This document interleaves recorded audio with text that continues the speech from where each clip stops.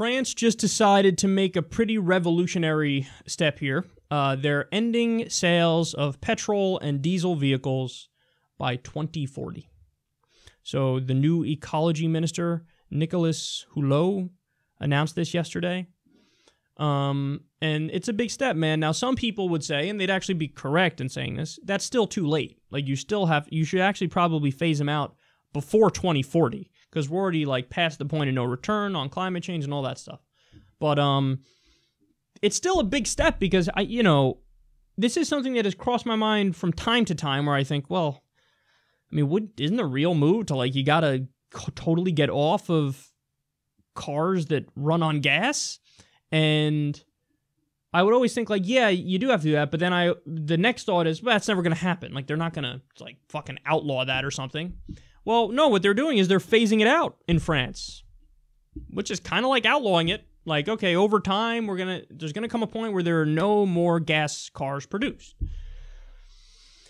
That's the right move. Again, maybe they should do it sooner, but who the fuck am I to criticize? Our government's nowhere near considering that. They're going in the other direction. They're like they're getting rid of the fuel efficiency laws. So there's another angle to this story too, which is there's all this talk about, from the right about how, well, you got to understand, if we move towards a green economy, you're going to lose jobs, man. We can't lose jobs. They're like jobs. They're so important. Yeah, but what jobs are you losing? Which jobs are you losing? You'd be losing jobs that are going to go away anyway.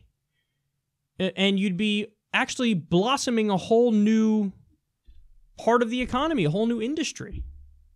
So you would net gain jobs. It'd be a good thing for the economy. This is like what the Republicans are doing is the equivalent of trying to hold on to the Morse code industry as the telephone industry is just sitting there. So we're just going to sit back and let other nations go full speed ahead with the telephone industry while we're like, no, we're good with Morse code, bro. Just leave us be with Morse code. Morse code is great. We love Morse code. It's just so dumb. Like, why would you do that? And, well, they do that because they think climate change is a hoax. So they don't want to get off of oil and fossil fuels because they don't think there's a reason to. So they stick with primitive technology as other nations now are moving towards the future. And the main point is we're going to miss out on all of these job opportunities with green jobs and renewable energy. There are patents waiting to be had in the field of renewable technology and green energy. New technologies on the verge of being developed. It's like we're right at the beginning of another internet boom, except this time it's with green technology.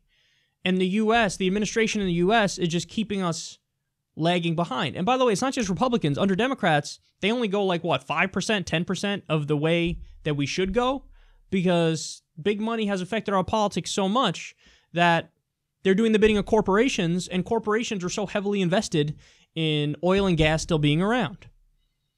So the Democrats don't go far enough. The Republicans go actively in the wrong direction because they're totally bought by big oil. And now the rest of the world is just going to fucking lap us and create more jobs, create more opportunities for people, have a cleaner environment as a result of it. So it's great for France, it's great for the world, it's bad for the U.S. because we should catch up, we should leapfrog them. We say, by 2030, we're going to do it. That's what we're going to do. By 2030, we're going to phase out all sales of, gas cars. So... But that's not going to happen because we have an administration that thinks the environment is a hoax. Listen to Scott Pruitt talk about anything that has to do with pollution, anything that has to do with climate change, and you'll see we're up shit's creek without a paddle.